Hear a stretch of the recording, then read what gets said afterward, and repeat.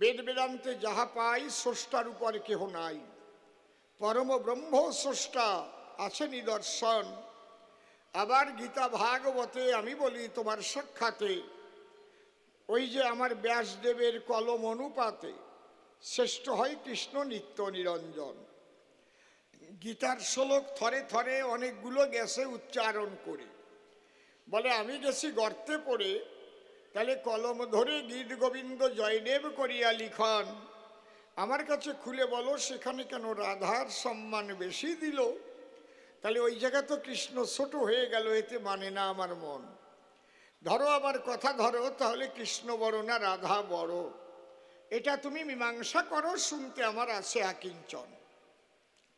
এইবার দিয়ে আমার কাব্যের ভাষা দেব আমি বিশুদ্ধ মীমাংসা। এই মীমাংসা আমার মুখের কথা নয়, আমার গোবিন্দের লীলা অনুসারে আমি মীমাংসা দেব তারে।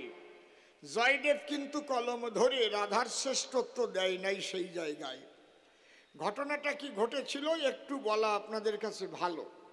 জয়দেব যখন এই গ্রন্থ লিখতে গেল, মনের মধ্যে প্রশ্ন তার হইল উদয়। যখন এমন জায়গায় পৌঁছে গেছে, সেখানে এই নাটকে কৃষ্ণ কর্তৃক রাধারানীর পাও ধরা আছে, এই জায়গায় বিপাকে পড়েছে জয়দেব। তখন না, জয়দেব মনে করে ভাবো না, কৃষ্ণকে দিয়ে তো রাধার পাও ধরানো যাবে না, কারণ এ হলে তো শাস্ত্র বিরুদ্ধ কর্ম হয়। কিন্তু জয়দেব ভাবে তুলি ধরি, কিন্তু এখন যদি এইটা আমি না লিখন করি তাহলে তো আমার নাটকও নষ্ট হয়। এই কথা চিন্তা করে তুলি কলম রেখে মন্দিরে জয়দেব ধীরে ধীরে স্নান করবার তরে করিল গমন। অজয় নদীর কূলে গেল, সেখানে মুখে হাত দিয়ে ভাবতেছিল যে কি করে আমি ধরাই কৃষ্ণ কর্তৃক শ্রী রাধার চরণ। দেখবেন মনের মধ্যে চিন্তা থাকলে পরে কেউ যদি পায়খানা করবার জন্য ঢোকে পায়খানার ভিতরে, পায়খানা হয়ে গেছে তাও আধ ঘন্টা বসেই আছে, মনে নাই বেরোবে, এরকম হয় না? খাঁটি কথা কন, হয় কি না? হয়ে যায়। আমি একদিন গামছা টামছা খুলে ল্যাংটা হয়ে বেরোয় গেছিলাম, চিন্তা করতে করতে বাইরে চোখ শুয়ে কই। এই কথা বলা দরকার। আমার শিষ্য ছেলে সজল সরকার যে কবি গান গায়, সে বাইরে দাঁড়াইছিল, সে দেখে বাবা ওই অবস্থায় বেরোয় এলো। বাবা করো কি? ও আমার কিছু পড়া নাই, এ তুমি ঠিক পাই নাই। কারণ আমি কি চিন্তা করতে করতে বেরোইছিলাম সেটা আপনাকে কব না। এ জাগতিক কোনো চিন্তা না, জাগতিক চিন্তা করে আমি বের হই নাই ওই প্রকারে। সেদিন বুঝতে পারলাম যে মানুষ ল্যাংটা হয়ে চলে ফেরে, তাহলে তার মন কোন অবস্থায় গেলে ল্যাংটা হতে পারে মহাশয়। কারণ দৈহিক জ্ঞান যখন থাকে না তার, সে ল্যাংটা কি কাপড় পরা, তাই না, থাকে না সে সেই জ্ঞানের ভিতর। এই জন্যে জয়দেব মনে চিন্তা করে আমি কি করে লিখি কলম ধরে, কারণ শ্রীকৃষ্ণ তিনি সারোদ্ধার, ঈশ্বর পরম কৃষ্ণ সচ্চিদানন্দ বিগ্রহ, অনাদিরাদি গোবিন্দ সর্বকারণে কারণম। তাহলে এই যদি হয় শাস্ত্রের কথা, তাহলে কি করে রাধার চরণে কৃষ্ণের নয়ে মাথা, আমি সেই কথা লিখবো আমার এই নাটকের পাতায়। এইভাবে বসে বসে চিন্তা করে ভাবলেন কৃষ্ণ নটবরে, জয়দেব রে, হ্যাঁ তুমি লিখতে গিয়ে পড়লে বেকায় দায়, তবে অন্তরে আমার আছে ভাবো আমার প্রেমের গুরুর সম্মান আমি দেব। জয়দেব তো আছে সেই অজয় নদীর কিনারায়, স্নান করতে জয়দেব গেল, ওইভাবে মুখে হাত দিয়ে বসেছিল, আর স্বয়ং কৃষ্ণ নীলদল খাঁটি জয়দেবের বেশ ধরে জয়দেবের ঘরে হয়েছে উদয়। বলি সভার সম্প্রতি জয়দেবের স্ত্রী পদ্মাবতী, উনি স্বামীর জন্য অন্ন ব্যঞ্জন করেছে রন্ধন। জয়দেব গিয়ে তখন রন্ধনশালার দ্বারে ডাক দিয়ে বলে স্ত্রীর ধারে, শুনছ গো রান্না হয়েছে এবারে, কারণ ক্ষুধার্থ আমারে পরাণ। জয়দেবের স্ত্রী ডেকে কয় একদম রান্না আমার পরিপূর্ণ হয়ে যায়, তবে তুমি যাও গোবিন্দ মন্দিরে গিয়ে সেরে আসো পূজার পার্বণ। গোবিন্দ ধীরে ধীরে গিয়ে তখন গোবিন্দ মন্দিরে ওই যে গ্রন্থখানা অসম্পূর্ণ অবস্থায় রাখা ছিল, নিজে তখন কলম ধরে বসে শোনেন নারী নরে, ওই অসম্পূর্ণ গ্রন্থ সম্পূর্ণ করে দিল। স্বরগরল খণ্ডনম মম শিরসি মুন্ডনম দেহি পদ পল্লবম উদারম শ্রীরাধে। ওরে রাই কিশোরী আমার প্রেমের গুরু বলে আমি স্বীকার করি, স্বয়ং কৃষ্ণ গিরিধারী রাধার সম্মান দিয়েছিল।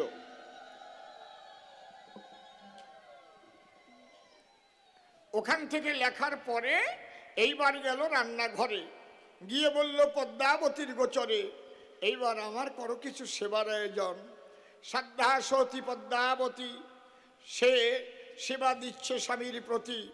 স্বামী ছাড়া অন্য চিন্তা শক্ত করে না কখন, কিন্তু সে জানে না মোটে বিশ্বস্বামী এসেছে তার নিকটে। সে তো নিজের স্বামী জানে, যখন ওই পারস এনে দিয়েছে সেবার কারণ। আমার গোবিন্দ আনন্দ মনে সেই অন্ন ব্যঞ্জন দিয়ে বদনে জলধারা নয়নে বসছে তখন। গোবিন্দ ভাবে তাই এমন সেবা আরো 2 দিন পাই, যেদিন বিদুরের স্ত্রী আমাকে ক্ষুধান্ন করিয়েছিল ভক্ষণ। চোখের জলে ভেসে ভেসে পড়ে আমার চরণের পাশে ভক্তি রসে সেই যে তার প্লাবন। আজকে সেই ভক্তি ভরে সেবা দেয় আমার গোবিন্দ, সেখান থেকে অর্ধেক পরিমাণে সেবা নেয়, আর অর্ধেক করিয়া রক্ষণ। ডাক দিয়ে বলে তাই পদ্মাবতী এবার আমি বিশ্রামে যাই, তুমি এইটুকু করো সেবন।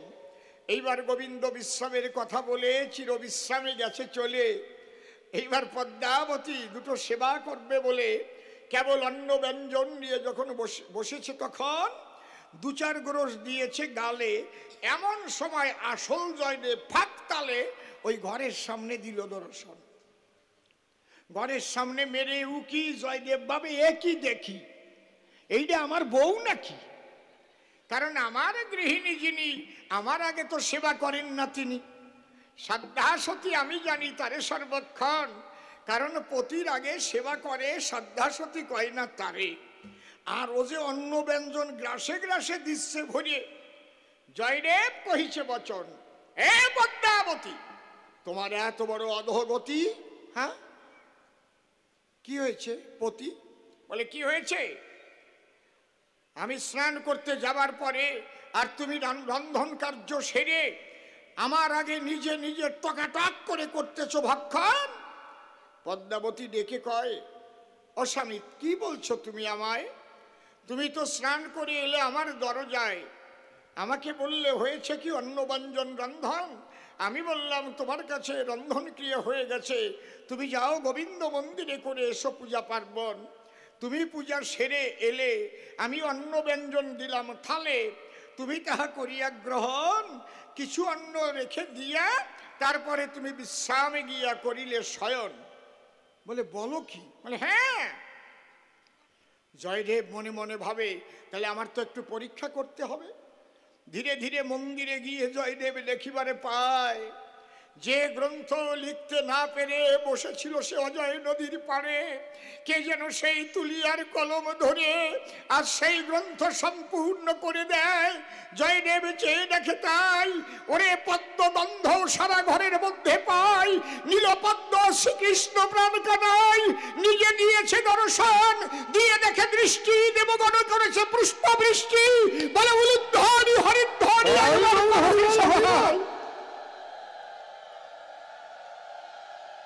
ভাসিয়া 2 চোখের জলে। জয়দেব এসে পড়ল তখন পদ্মাবতীর চরণ তলে। পদ্মাবতী তুমি সত্যি সতী? ওরে যিনি কৃষ্ণ জগৎপতি, তুমি তাকে আজ সেবা করাইলে। কত যুগ যুগান্তর ধরে মুনি ঋষি যার সাধন ভজন করে, তথাপি পায় না দেখা তারে। আজ সে আমার বুরতি ধরে এই রন্ধন ঘরে এসে দিয়ে দর্শন। তোমার হাতে নিল সেবা, তোমার মতো এমন ভক্তিমতী নারী কেবা, একবার তোমার চরণ ধুলি আমায় দেবা, ওই ধুলি আমি শিরে করি গ্রহণ। পদ্মাবতী করে মানা, না না না না তুমিও কথা বলো না, আমি তাহলে পাপ পঙ্কিলে নিমজ্জিত হব বিলক্ষণ। বসে শোনেন জ্ঞানী নরে। জয়দেব বলে পদ্মাবতীর ধারে, পদ্মাবতী আমার গোবিন্দ সেবা করে যে প্রসাদ করেছে রক্ষণ, সেই প্রসাদ যখন তুমি নিলে, আমি বলি তব স্থলে ওটা প্রসাদ হতে মহাপ্রসাদ হলো বিলক্ষণ। সেই দাও মহাপ্রসাদ আমারে, ধন্য জীবন করো মনে, প্রেমানন্দে হরি বলে সেই প্রসাদ করিল গ্রহণ। বলো সবাই হরি হরি, আছো যত নরনারী, আজ জয়দেব বেশে শ্রী হরি গ্রন্থ করিল সম্পূরণ। জয় রাধে। বলেন এই দোষ কি জয়দেবের? নিজে ভগবান যদি লিখে দেয়, ও বাবা তা তুমি মানবা না কিসের দায়? আমার কাছে বলো দেখি, তুমি ডাক্তারের চাইতে বেশি মাতবার হইছো নাকি? ডাক্তার ডেথ সার্টিফিকেট লিখে দেছে, আর একজন কয় না এখনো মরে নাই, বাইসি আছে, মাতবার কি? যদি স্বয়ং কৃষ্ণ এসে রাধারানীকে ভালোবেসে প্রেমের গুরু বলে শেষে তাকে বিশ্ববাসীর সকাশে প্রমাণ দিয়ে যায়, আমার কাছে বলো দেখি তাতে তোমার বাধাটা কি? বলে কি করি রাধা বড় হয়? তুমি কৃষ্ণের কাছে শুনে আসো গে, কি করি রাধা বড়, আমি লিখছি নাকি? কি যে কৃষ্ণ লিখে দিল সেই কৃষ্ণের কাছে তোমার শোনা ভালো।